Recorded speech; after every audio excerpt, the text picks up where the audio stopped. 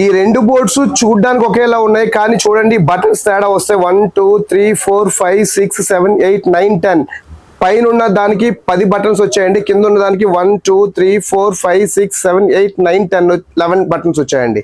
అప్పుడు ఈ 11 బటన్స్ వచ్చింది కిందని, 10 బటన్స్ వచ్చింది పైది.